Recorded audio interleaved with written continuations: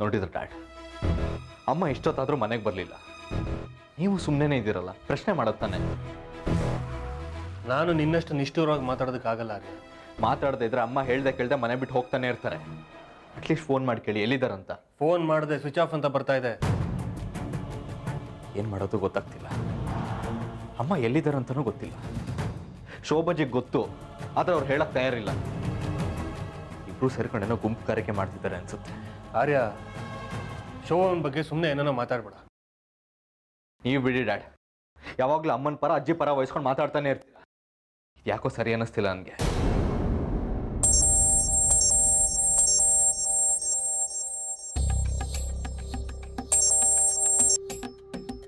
Hello, ನಾನು ಆದಿತ್ಯ ಮಾತಾಡ್ತಾ ಇದ್ದೀನಿ. ಅಮ್ಮನಿಗೆ ಫೋನ್ ಕೊಡಿ. ಅಮ್ಮನ ಫೋನು ಸ್ವಿಚ್ ಆಫ್ ಅಂತ ಬರ್ತದೆ.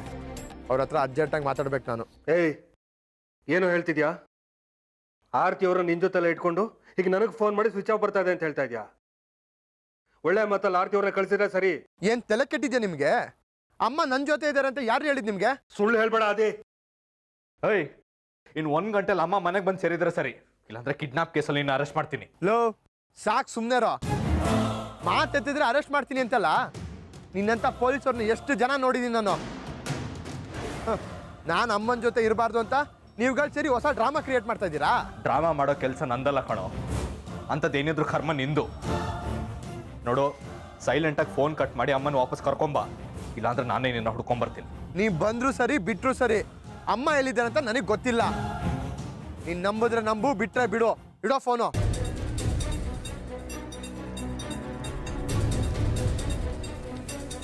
ಅಮ್ಮ ಅವ್ರ ಜೊತೆನೂ ಇಲ್ವಾ?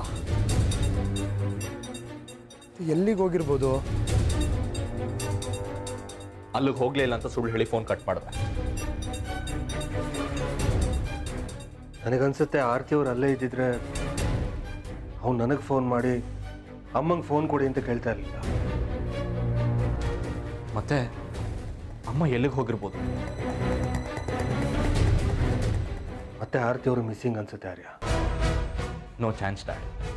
ಅಮ್ಮ ಮತ್ತೆ ಮಿಸ್ ಆಗೋದಕ್ಕೆ ಸಾಧ್ಯ ಇಲ್ಲ. ಮತ್ತೆ ಎಲ್ಲಿಗೆ ಹೋಗಿರ್ಬೋದು? ನನಗೂ ಗೊತ್ತಿಲ್ಲ. ಆದರೆ ಶೋಭಾಜಿಗೆ ಗೊತ್ತು. ಆದರೆ ಅವ್ರು ಹೇಳಕ್ಕೆ ರೆಡಿ ಇಲ್ಲ. ಡ್ಯಾಡ್, ನೀವೇ ಕನ್ವಿನ್ಸ್ ಮಾಡಿ ಬಾಯಿ ಬಿಡಿಸ್ಬೇಕು.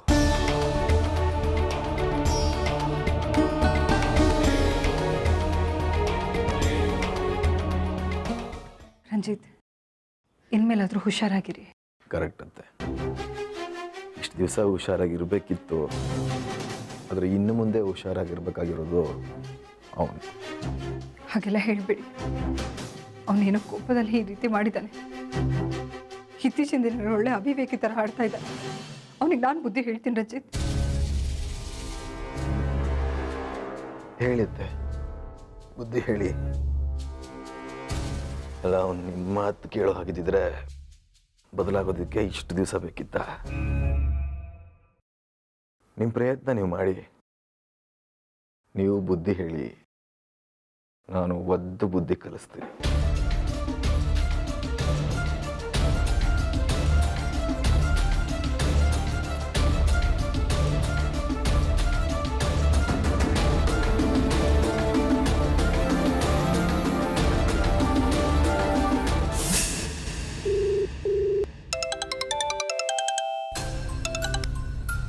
ಹೇಳೋ. ಅಮ್ಮ, ಎಷ್ಟು ಸಲ ಅಮ್ಮ ಫೋನ್ ಮಾಡೋದು? ಫೋನ್ ಯಾಕೆ ಸ್ವಿಚ್ ಆಫ್ ಮಾಡ್ಕೊಂಡಿದ್ಯಾ? ಎಷ್ಟು ಸಲ ಟ್ರೈ ಮಾಡಿದೆ ಗೊತ್ತಾ? ಕೊನೆಗೂ ಆ ಸೂರ್ಯವ್ರಿಗೆ ಫೋನ್ ಮಾಡಬೇಕಾಗಿತ್ತು. ನೀನು ಮನೇಲಿದ್ರು ಇಲ್ಲ ಅಂತ ನಾಟ್ಕಾಡಿದ್ರು ಗೊತ್ತಾ? ಆಯ್ತಾ ನಿನ್ನ ಮಾತು? ಏನಮ್ಮ, ನಾನು ಮಾತಾಡ್ತಾನೆ ಇದ್ದೀನಿ, ಮಾತು ಮುಗಿತಾ ಅಂತ ಕೇಳ್ತಿದ್ಯಲ್ಲ? ಮತ್ತಿನ್ನೇನೋ ಹೇಳಬೇಕು. ನೀನು ಮಾಡಿರೋ ಗನಂದಾರಿ ಕೆಲಸಕ್ಕೆ ನಿನಗೆ ಸನ್ಮಾನ ಬೇರೆ ಮಾಡಬೇಕು. ರಂಜಿತ್ತು ಸಾವು ಬದುಕಿನ ಮಧ್ಯೆ ಹೋರಾಡ್ತಾ ಇದ್ದಾರೆ. ಅವ್ರನ್ನೀಗ ನಾನು ಹಾಸ್ಪಿಟ್ಲಿಗೆ ಅಡ್ಮಿಟ್ ಮಾಡಿ ಬಂದಿದ್ದೀನಿ. ನಿನ್ನಂಥ ಮಗನ ಹೆತ್ತಿದ್ದಕ್ಕೆ ಅನುಭವಿಸ್ತಾ ಇದ್ದೀನಿ ಅಷ್ಟೇ. ನೀನು ಯಾಕಮ್ಮ ಅವನ ಆಸ್ಪತ್ರೆ ಸೇರ್ಸಕ್ಕೆ ಹೋಗಿದ್ದೆ? ಸತ್ರ ಸಾಯ್ತಿದ್ದ. ಸಾಕ್ಷಿನೇ ಇಲ್ಲ ಅಂದಮೇಲೆ ಇವನ್ ಬದುಕಿದ್ ಏನು ಪ್ರಯೋಜನ? ಮುಚ್ಚೋ ಬಾಯಿ. ರಂಜಿತ್ ನಿನಗೇನೋ ಮಾಡಿದ್ರು? ಯಾಕೆ ಅವ್ರ ಮೇಲೆ ಈ ರೀತಿ ದ್ವೇಷ ಸಾಧಿಸ್ತಾ ಇದ್ಯಾ? ಇನ್ನೊಂದ್ಸಾರಿ ಅವ್ರ ತಂಟೆಗೆ ಹೋದ್ರೆ ನಾನು ಸುಮ್ಮನೆ ಎಲ್ಲ ಹೇಳ್ತಾ ಇದ್ದೀನಿ. ಅದು ಮಾತ್ರ ಸಾಧ್ಯ ಇಲ್ಲಮ್ಮ. ಅವನ್ನ ಬದುಕಿಸಿ ನನ್ನ ಮೇಲೆ ಸೇಡ್ ತೀರ್ಸ್ಕೊಳ್ಳೋಕೆ ಅವಕಾಶ ಮಾಡಿಕೊಟ್ಟಿದ್ಯಾ. ಅವನೀಗ ಪೆಟ್ಟು ತಿಂದಿರೋ ಹಾವು ನನ್ನ ಕಚ್ಚೋದಿಕ್ಕೆ ಬಂದೇ ಬರ್ತಾನೆ. ಆಗ ಅವನ್ನ ಮುಗಿಸ್ತೀನಿ ನಾನು. ಬೇಡ ಆದಿ, ನೀನ್ ತಪ್ಪು ಮಾಡ್ತಾ ಇದೀಯಾ. ಅದು ಮಾತ್ರ ಸಾಧ್ಯ ಇಲ್ಲಮ್ಮ. ಅವನ್ನ ಸಾಯಿಸೋವರೆಗೂ ನನಗೆ ನೆಮ್ಮದಿ ಇಲ್ಲ. ಅವನ್ನ ನಾನು ಸಾಯಿಸ್ತೀನಿ. ಒಂದು ಸಲ ಅವನ್ನ ನೀನು ಕಾಪಾಡ್ಬೋದು, ಆದರೆ ಪ್ರತಿ ಸಲ ಅಲ್ಲ.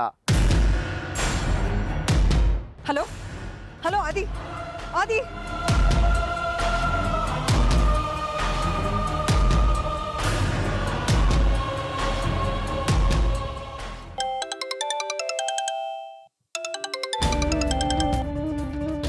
ಹಲೋ. ಹಲೋ ಆರ್ತಿ ಅವರೇ, ಎಲ್ಲಿದ್ದೀರಾ ನೀವು? ಎಲ್ಲಿಗೆ ಹೋಗ್ತೀನಿ ಅಂತ ಹೇಳ್ದೆ ಹೋಗಿದ್ದೀರಾ? ಮನೆ ಕಡೆನೇ ಬರ್ತಾ ಇದ್ದೀನಿ, ಬಂದ್ಮೇಲೆ ಹೇಳ್ತೀನಿ.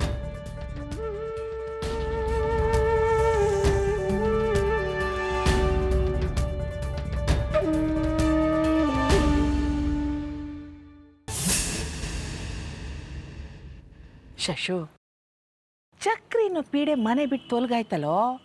ಈಗಲಾದರೂ ಜಾಸ್ಮಿನ್ ಹೆಸರಲ್ಲಿರೋ ದುಡ್ಡನ್ನ ನಿನ್ನ ಹಾಕೊಂಡು ಟ್ರಾನ್ಸ್ಫರ್ ಮಾಡಿಸ್ಕೋ. ಇನ್ಯಾವನಾದ್ರು ಚಕ್ರಿ ಥರ ಬಂದರೆ ನಮಗೆ ಸಿಗೋ ತಿರುಪತಿ ಲಡ್ಡು ಅಷ್ಟೇ.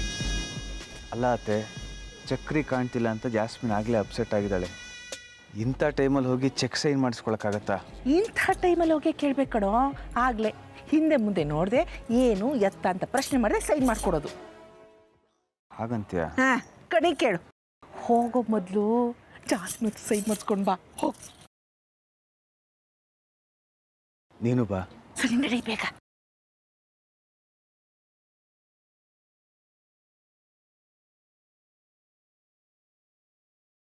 ಜಾಸ್ಮಿನ್, ತುಂಬ ಯೋಚನೆ ಮಾಡೋಕ್ಕೆ ಹೋಗಬೇಡ. ಚಕ್ರಿ ಯಾವುದೋ ಕೆಲಸದ ಮೇಲೆ ಎಲ್ಲರೂ ಹೋಗಿರ್ತಾರಷ್ಟೇ, ಬಂದ್ಬಿಡ್ತಾರೆ. ನಾನು ಚಕ್ರಿನ ತುಂಬ ಇಷ್ಟಪಡ್ತಾ ಇದ್ದೀನಿ. ಅವರಿಲ್ಲದೆ ನಾನು ಇರಲ್ಲ. ಚಕ್ರಿಗೆ ಏನೂ ಆಗಿರಲ್ಲ, ಅವನೆಲ್ಲೂ ಹೋಗಿರಲ್ಲ. ಅವನಿಗೆ ಯಾವುದೋ ಇಂಪಾರ್ಟೆಂಟ್ ಕೆಲಸ ಬಂದಿರುತ್ತೆ ಅಷ್ಟೇ. ನೀನೇನು ಯೋಚನೆ ಮಾಡಬೇಡ.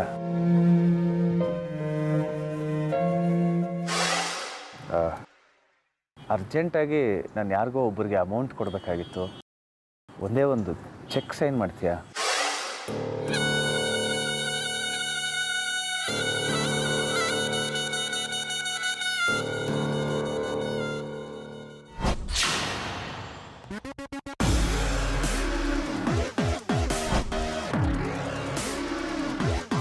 ಹಾಯ್ ಜಾಸ್.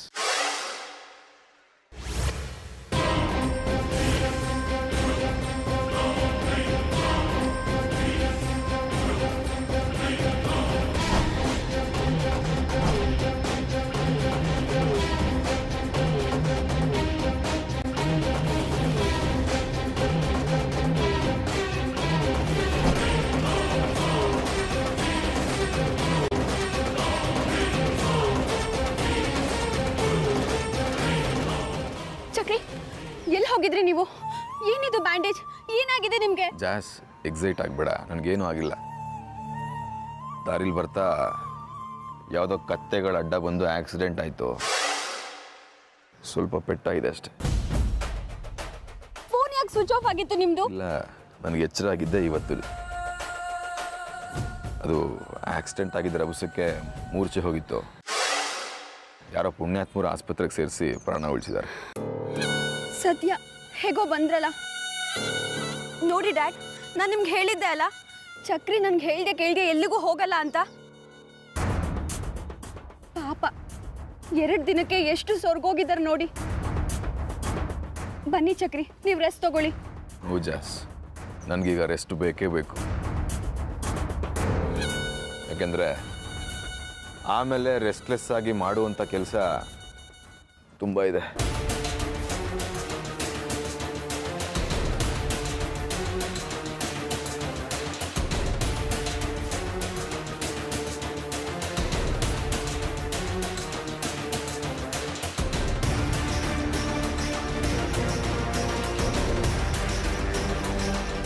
ಏನೋ ಶಿಷ್ಯ ಇದು? ಸತ್ತು ಹೋಗಿದ್ದಾನೆ ಅಂದ್ಕೊಂಡ್ರೆ ಬದುಕು ಬಂದಿದ್ದಾನಲ್ಲೋ. ಬಡ್ಡಿ ಮಕ್ಕಳು ದುಡ್ಡು ತಗೊಂಡು ಮೋಸ ಮಾಡಿದ್ದಾರೆ.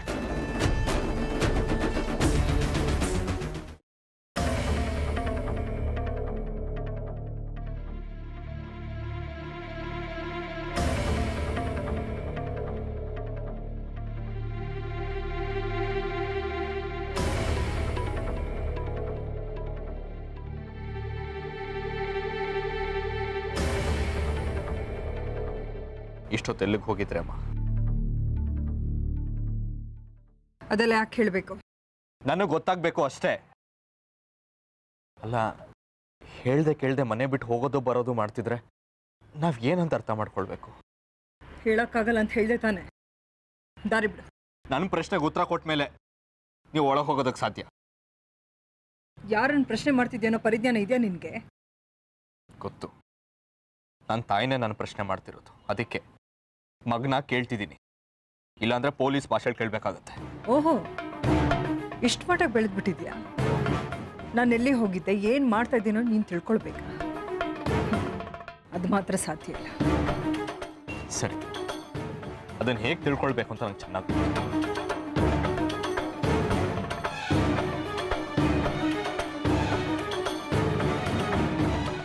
ನೀವು ಹೀಗೆ ಮಾಡ್ತಿದ್ರೆ ಹಳೆ ಸಂಬಂಧಗಳನ್ನ ಕಳ್ಕೊತೀರ. ನಿಮಗೆ ನನ್ನ ಮೇಲೆ ನಂಬಿಕೆ ಇದ್ದರೆ ಸಂಬಂಧಗಳು ಹಾಳಾಗಲ್ಲ, ಉಳ್ಕೊಳ್ಳುತ್ತೆ.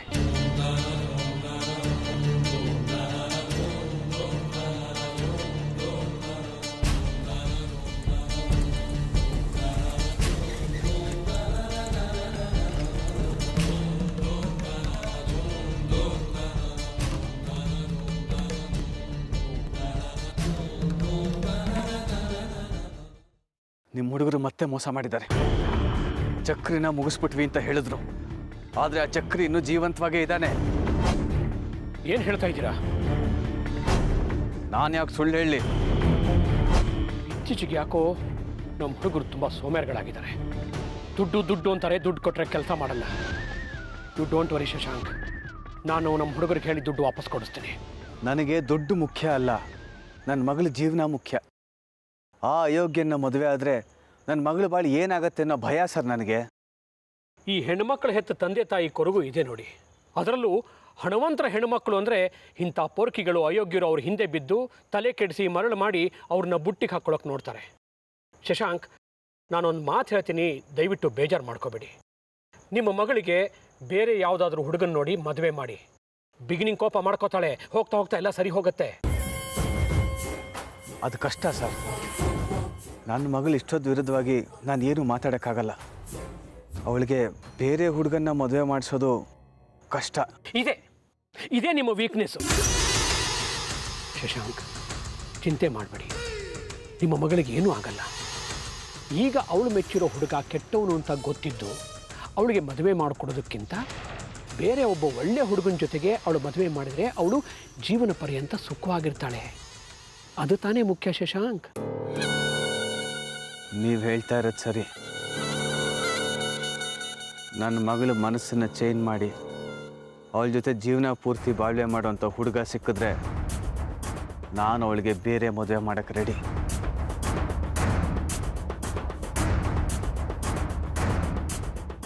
ನಿಮಗೆ ಒಪ್ಪಿಗೆ ಆಗುವಂಥ ಒಬ್ಬ ಹುಡುಗ ಇದ್ದಾನೆ. ಯಾರ ಹುಡುಗ?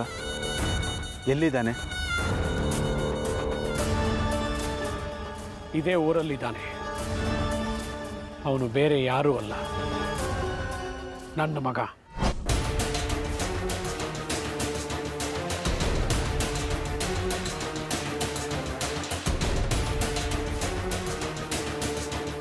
ಅವನು ಮನಸ್ಸು ಮಾಡಿದರೆ ಚಕ್ರಿನ ಪ್ರೀತಿಸ್ತಾ ಇರೋ ನಿಮ್ಮ ಮಗಳ ಮನಸ್ಸನ್ನು ಚಿಟಿಕೆ ಹೊಡೆಯೋದ್ರಲ್ಲಿ ಚೇಂಜ್ ಮಾಡೋ ಚಾಣಾಕ್ಷ. ಹೇಗಿದ್ರೂ ನಮ್ಮಿಬ್ಬರು ಸ್ಟೇಟಸ್ಸು ಒಂದೇ, ಬಿಸ್ನೆಸ್ಸು ಒಂದೇ. ಹಾಕಿದ್ಮೇಲೆ ನಾವಿಬ್ಬರು ಸಂಬಂಧ ಬೆಳೆಸಿ ಬೀಗ್ರ್ಯಾಕಾಗಬಾರ್ದು.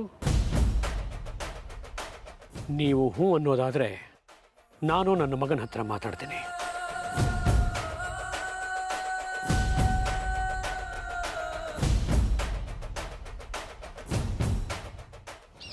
ನಿಮ್ಮ ಮಗಳನ್ನು ಹೇಗೆ ಕನ್ವಿನ್ಸ್ ಮಾಡಬೇಕು ಅನ್ನೋದ್ರ ಬಗ್ಗೆ ನೀವೇನು ಯೋಚನೆ ಮಾಡೋಕ್ಕೆ ಹೋಗಬೇಡಿ. ಅದನ್ನು ನನ್ನ ಮಗನೇ ನೋಡ್ಕೋತಾನೆ. ನೀವು ಹ್ಞೂ ಅಂದರೆ ಸಾಕು. ಮುಂದಿನದನ್ನು ನನ್ನ ಮಗನಿಗೆ ಬಿಟ್ಬಿಡೋಣ. ಸರಿ, ಹಾಗಾದರೆ ನಾನು ನನ್ನ ಮಗನ ಹತ್ರ ಮಾತಾಡ್ತೀನಿ. ನೀವು ಒಂದು ಕೆಲಸ ಮಾಡಿ, ಸ್ವಲ್ಪ ದಿನದ ಮಟ್ಟಿಗೆ ದುಬೈಗೋ ಸಿಂಗಾಪುರಕ್ಕೋ ಹೊರಟೋಗಿ. ಯಾಕೆಂದರೆ ನೀವಿಲ್ಲಿದ್ದರೆ ಆ ಚಕ್ರಿ ನಿಮ್ಮ ಮೇಲೆ ಒಂದು ಕಣ್ಣಿಟ್ಟಿರ್ತಾನೆ, ನಿಮ್ಮನ್ನು ಆಟ ಆಡಿಸ್ತಾನೆ. ನೀವು ಅಲ್ಲಿದ್ದುಕೊಂಡೆ ನಿಮ್ಮ ಹುಡುಗರಿಗೆ ಇನ್ಸ್ಟ್ರಕ್ಷನ್ ಕೊಡಿ.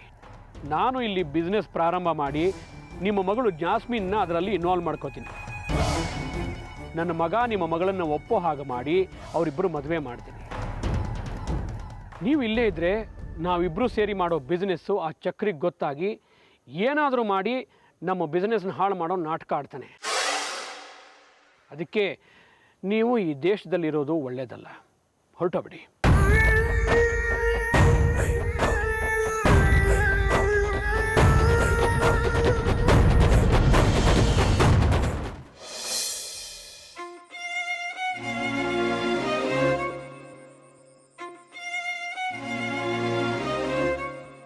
ಇನ್ನೂ ಏನೇ ಯೋಚನೆ ಮಾಡ್ತಾ ಇದೆಯಾ? ರಂಜಿತಿಗೆ ಏನಾಗುತ್ತೋ ಅನ್ನೋ ಆತಂಕ ಇತ್ತು. ಆದರೆ ಆ ದೇವ್ರ ದಯದಿಂದ ಅವನು ಪ್ರಾಣಾಪಾಯದಿಂದ ಪಾರಾದ. ಇನ್ನು ಯೋಚನೆ ಮಾಡೋ ಅವಶ್ಯಕತೆ ಇಲ್ಲ ಅಂತ ನನಗನ್ಸುತ್ತೆ. ರಂಜಿತ್ ಏನೋ ಪ್ರಾಣಾಪಾಯದಿಂದ ಪಾರಾದ್ರಮ್ಮ. ಆದರೆ ರಂಜಿತಿಂದ ಆದಿತ್ಯಂಗೆ ಯಾವ ಪ್ರಾಣಾಪಾಯ ಆಗುತ್ತೇನೋ ಅಂತ ಭಯ ಆಗ್ತಿದೆ ನನಗೆ. ಯಾಕೆಂದರೆ ಈಗಾಗಲೇ ಅವ್ರ ಜಗಳ ವಿಕೋಪಕ್ಕೆ ಹೋಗ್ಬಿಟ್ಟಿದೆ ಅಮ್ಮ. ಅವರಿಬ್ಬರು ನನ್ನ ಮಕ್ಕಳೇ. ಒಬ್ರಿಗೆ ನೋವಾದರೂ ನನ್ನ ಕೈಲಿ ಸಹಿಸ್ಕೊಳಕ್ಕಾಗಲ್ಲ. ಆದಿ ನನಗೆ ಎಷ್ಟು ಪ್ರೀತಿಸ್ತಾನೋ, ರಂಜಿತ್ತು ಅಷ್ಟೇ ನನ್ನ ಅಷ್ಟೇ ಪ್ರೀತಿಯಿಂದ ಗೌರವಿಸ್ತಾರೆ. ನೀನು ಹೇಳೋದು ಸರಿಯಾಗಿದೆ ಕಣೆ. ರಂಜಿತ್ತಿಂದ ಯಾವ ತೊಂದರೆನೂ ಆಗಿಲ್ಲ. ತೊಂದರೆ ಆಗ್ತಿರೋದು ನಮ್ಮ ಆದಿಯಿಂದಾನೆ. ಆದರೆ ಅವನು ಅದನ್ನು ಅರ್ಥನೇ ಮಾಡ್ಕೊಳ್ತಾ ಇಲ್ಲ. ಈ ಪರಿಸ್ಥಿತಿಯಲ್ಲಿ ರಂಜಿತ್ ಹತ್ರ ನೀನೇನೂ ಮಾತಾಡೋಕ್ಕಾಗಲ್ಲ. ಹಾಗಂತ ಸುಮ್ಮನೆ ಇದ್ರೆ ಆದಿ ಪ್ರಾಣಕ್ಕೆ ಅಪಾಯ ಕಣೆ. ಅದಕ್ಕೆ ನಾನು ನಿರ್ಧಾರಕ್ಕೆ ಬಂದಿದ್ದೀನಿ. ಅದು ತಪ್ಪೋ ಸರಿನೋ ನನಗೆ ಗೊತ್ತಿಲ್ಲ. ಏನು ಮಾಡಬೇಕು ಅಂತಿದ್ಯಾ? ಆದಿತ್ಯ ನಿರೋಷನ ತುಂಬ ಪ್ರೀತಿ ಮಾಡ್ತಾ ಇದ್ದ. ಅವಳನ್ನ ಮದುವೆ ಆಗಬೇಕು ಅನ್ನೋ ಹೊತ್ತಿಗೆ ಮದುವೆ ಮಂಟಪದಿಂದನೇ ಎದ್ದು ಹೋದ. ರಂಜಿತ್ಗೆ ಆದಿತ್ಯನ ಮೇಲೆ ದ್ವೇಷ ಹುಟ್ಟೋಕೆ ಇದು ಒಂದು ಕಾರಣ ಅಮ್ಮ. ಅದಕ್ಕೆ ನಿರೋಷನ ಹುಡುಕಿ ಆದಿತ್ಯನ ಜೊತೆ ಮದುವೆ ಮಾಡಿಸೋಣ ಅಂತ. ಆಗ್ಲಾದ್ರೂ ರಂಜಿತ್ಗೆ ಆದಿತ್ಯನ ಮೇಲೆ ಸ್ವಲ್ಪನಾದ್ರೂ ಕಡಿಮೆ ಆಗುತ್ತೆ ಕೋಪ. ನೀನು ಹೇಳೋದೇನೋ ಸರಿಯಾಗಿದೆ. ಆದರೆ ನಿರೋಷಂಗೆ ಮದುವೆ ಮಂಟಪದಲ್ಲಿ ಅವನು ಎದ್ದು ಹೋದ, ಮೋಸ ಮಾಡ್ದ ಅನ್ನೋ ಕೋಪ ಇದ್ದೇ ಇರುತ್ತೆ. ನಾವು ಕೇಳಿದ ತಕ್ಷಣ ಅವಳು ಮದುವೆಗೆ ಒಪ್ತೇನೂ ಇರ್ಬೋದು ಕಣೆ. ಅವಳು ಒಪ್ಪಲ್ಲ ಅಂತ ಗೊತ್ತು ಅಮ್ಮ. ಆದಿತ್ಯನೂ ಒಪ್ಪಲ್ಲ ಅನ್ನೋದು ಗೊತ್ತು. ಅದಕ್ಕೆ ನಾವು ಪ್ರಯತ್ನ ಪಡಬೇಕು. ಹಾಗಾದರೆ ನೀನೊಂದು ಕೆಲಸ ಮಾಡು. ಹೇಗಾದರೂ ಮಾಡಿ ನಿರೋಷನ ಮನೆಗೆ ಕರ್ಕೊಂಡು ಬಾ. ನಾವಿಬ್ಬರೂ ಸೇರಿ ಅವಳು ಮದುವೆಗೆ ಒಪ್ಪೋ ಹಾಗೆ ಮಾಡೋಣ. ಹಾಗಂತ ಆದಿನೂ ಒಪ್ಸೋದು ನಮ್ಮ ಕೆಲಸ ಆಗಿರುತ್ತೆ. ಖಂಡಿತ ಅಮ್ಮ. ಆದಿತ್ಯನ ಒಪ್ಸೋ ಜವಾಬ್ದಾರಿ ನಂದು. ನೀವು ಚಿಂತೆ ಮಾಡಬೇಡಿ. ಆ ನಿರೋಷ ಮನೆಗೆ ಬಂದ ಮೇಲಾದರೂ ಈ ಮನೆ ಕಷ್ಟಗಳು, ಸಮಸ್ಯೆಗಳು ಎಲ್ಲ ಪರಿಹಾರ ಆಗುತ್ತೆ ಅನ್ನೋ ನಂಬಿಕೆ ಕಣೆ ನನಗೆ.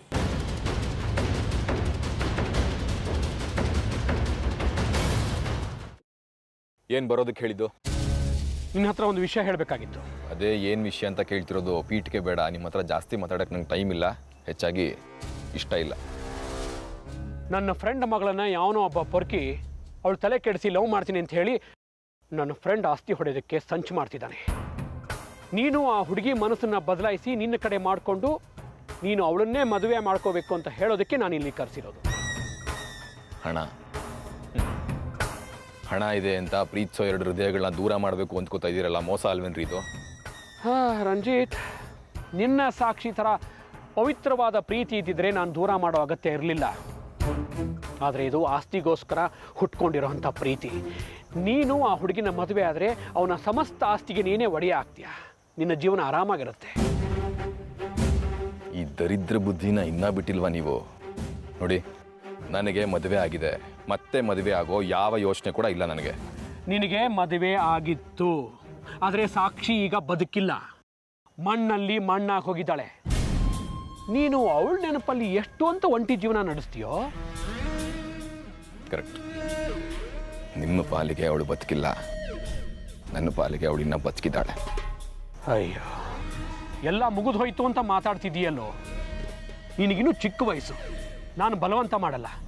ನಿನಗೆ ಒಂದ್ಸಲ ಹುಡುಗಿನ ತೋರಿಸ್ತೀನಿ, ನಿನಗಿಷ್ಟ ಆದರೆ ಮುಂದಿನ ಮಾತಾಡೋಣ. ಬೇಕಾಗಿಲ್ಲ